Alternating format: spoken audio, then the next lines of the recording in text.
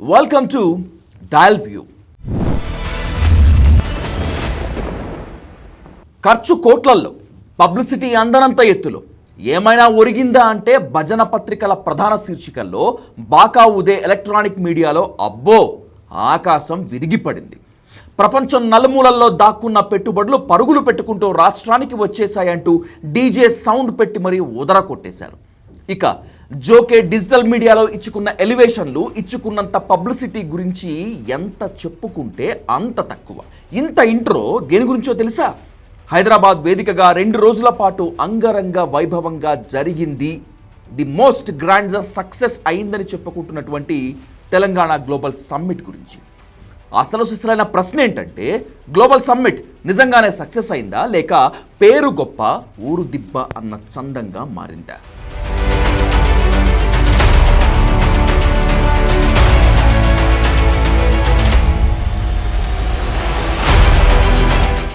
దాదాపు 200 కోట్ల ఖర్చుతో సిటీకి 100 కిలోమీటర్ల దూరంలో అందరూ 2 రోజుల పాటు వనభోజనాలకు వెళ్ళి ఆటపాటలతో ఎంజాయ్ చేసి వచ్చినట్లుగా అనిపించింది తప్పితే ఒక బిజినెస్ సమ్మిట్లా కనిపించలేదు. సినిమా వాళ్ళకి బిజినెస్ సమ్మిట్లకి సంబంధం ఏమిటో జనానికి అర్థం కాలేదు. హీరో అక్కినేని నాగార్జున ఓ కలర్ఫుల్ పువ్వుల లాల్చీ వేసుకొని 2 బటన్స్ తీసేసి ఏదో ఫ్యాషన్ షోకి వచ్చినట్లు సీఎం రేవంత్ రెడ్డి చుట్టూ తిరుగుతూ కలర్ఫుల్ ఎన్విరాన్మెంట్ సృష్టించాడు. ఈ పెద్ద మనిషి కన్వెన్షన్ పేరిట చెరువు ఆక్రమించాడనే ఆరోపణలపై కొన్ని నెలల క్రితమే హైడ్రా దాన్ని కూల్చేసింది. ఇలాంటి వ్యక్తి బిజినెస్ సమ్మిట్లో హడావిడి చేయటం అందరికీ ఆశ్చర్యం కలిగించింది. ఇక చిరంజీవికి ఈ సమ్మిట్తో నాకేంటి సంబంధం? నేను హాయిగా హీరోయిన్తో స్టెప్పులు వేసుకుంటుంటే రైజింగ్ సమ్మిట్కు రావాలంటూ ఆహ్వానించారు. నేను గవర్నమెంట్ ఖర్చులతో హెలికాప్టర్లో వచ్చాను అని చెప్పి బిజినెస్ సమ్మిట్ పరువు తీశాడు. సరిగ్గా వాళ్ళు వచ్చే సమయానికి ఏ పొజిషన్లో ఉన్నాను తెలుసా అండి? ఎవరో అమ్మాయితో డ్యాన్స్ చేస్తూ ఉన్నాను. చాలా ఇబ్బంది అనిపించింది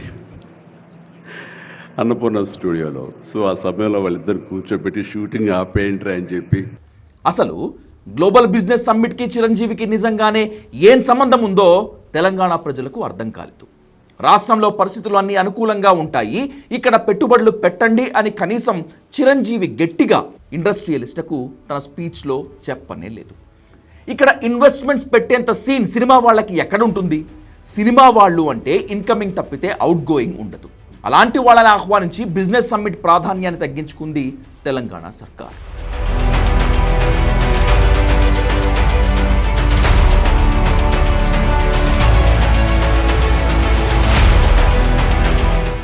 ముఖ్యమంత్రి చుట్టూ ఎమ్మెల్యే దానం నాగేందర్, మంత్రి కొండా సురేఖ, ఎమ్మెల్యే రాజ్ ఠాకూర్ వీళ్ళెందుకు హడావుడిగా తిరుగుతున్నారో ఎవరికీ అర్థం కాలేదు.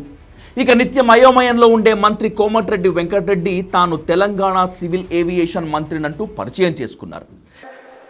Roads and building, national highways, civil aviation and cinematography minister. Civil aviation శాఖ రాష్ట్రానికి ఉండదు అనే కామన్ సెన్స్ కొంచెం కూడా లేని కోమటిరెడ్డి ఓ మంత్రి.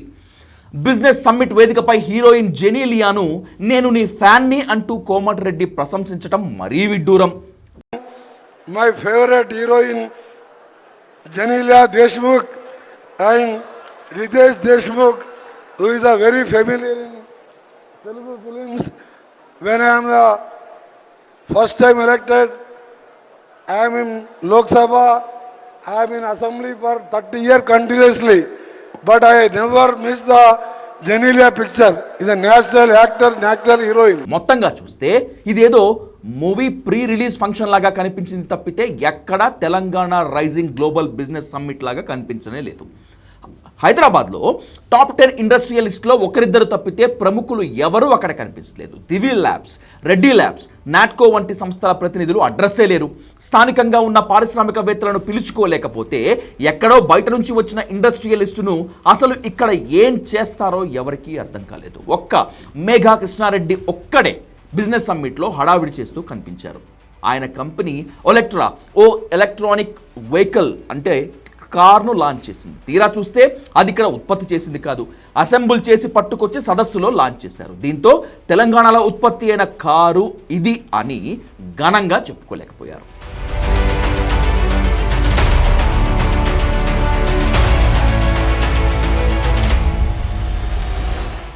2 రోజుల సదస్సులో మొదటి రోజు కరణ్ అదానీ, రెండవ రోజు చివర్లో ఆనంద్ మహీంద్రా తప్ప ఒక్క ప్రముఖుడు కూడా కనిపించలేదు.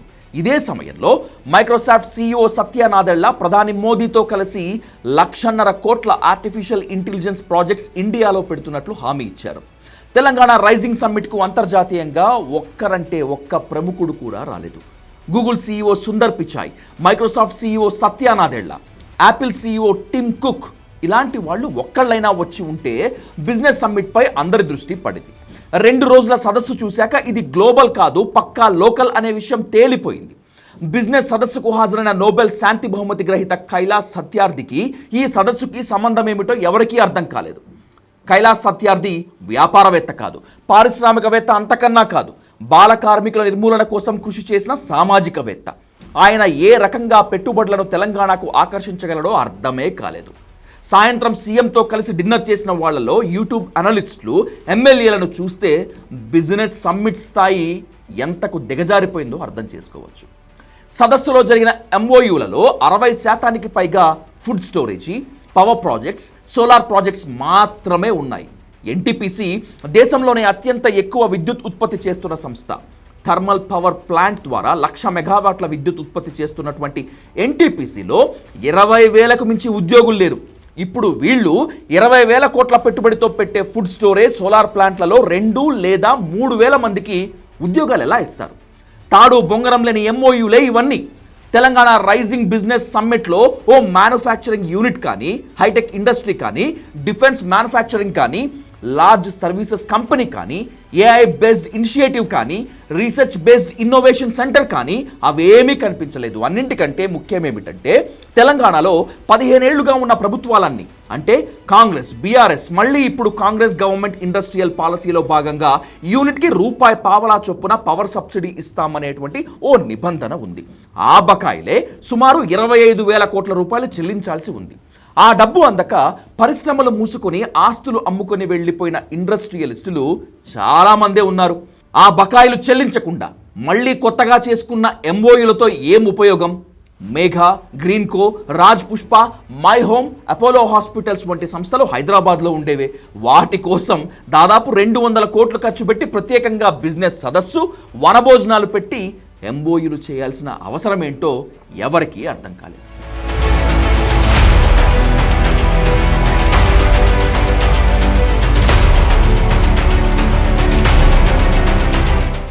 బిజినెస్ సదస్సులో జరిగే ఎంఓయూలన్నీ ఓ ఫార్స్, ఓ డ్రామా.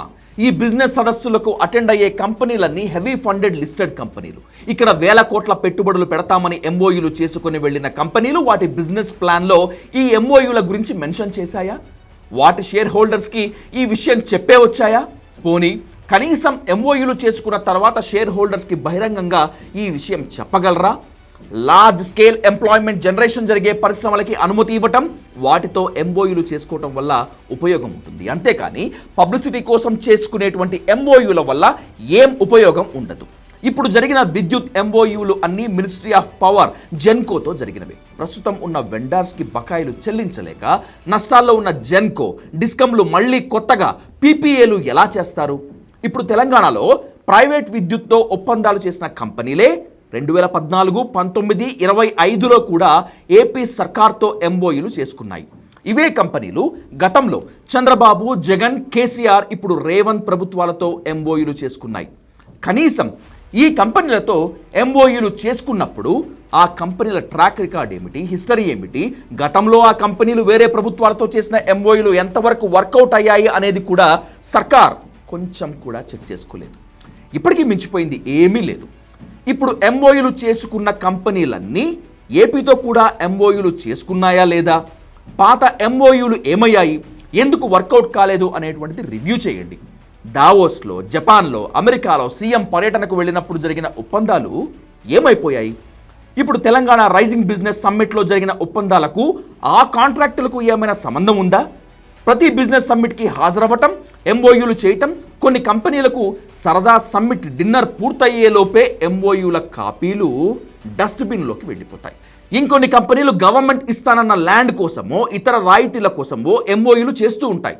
మొత్తంగా చూస్తే తెలంగాణ రైజింగ్ బిజినెస్ సమ్మిట్లో 5.5 లక్షల కోట్ల రూపాయల మేరకు ఒప్పందాలు జరిగాయని చెప్తున్నారు తప్పితే అందులో ఒక్కటి కూడా పేరున్న కంపెనీ కానీ పక్కాగా తెలంగాణకు వచ్చే పెట్టుబడులు కానీ ఓ భారీ పరిశ్రమ కానీ స్పష్టంగా కనిపించడం లేదు. 2026 డిసెంబర్ 9న ఒకసారి ఈ సదస్సులో జరిగిన MOUలన్నింటినీ రివ్యూ చేయండి, ఓ శ్వేతపత్రం విడుదల చేయండి. తెలంగాణలో 70% MOUలు కార్యరూపం దాల్చలేదని అర్థమైపోతుంది. ఓవరాల్గా ముఖ్యమంత్రి, deputy chief minister personal image పెరగటానికి దాదాపు 200 కోట్ల రూపాయల ఖర్చు పెట్టి బిజినెస్ సమ్మిట్ చేసుకున్నారేమో, వాళ్ళ ఇమేజ్ పెంచుకునేందుకు ఉపయోగపడుతుందేమో తప్పితే MOUల ద్వారా ఒరిగేదేమీ ఉండకపోవచ్చు. ఫైనల్గా కీరవాణి మ్యూజికల్ నైట్, మంగ్లీ పాటలు, డ్యాన్సులు, చివర్లో భోజనాలు మాత్రమే బిజినెస్ సమ్మిట్కు మిగిలాయి అంతే. ఖేల్ ఖతం, దుకాణం బంద్.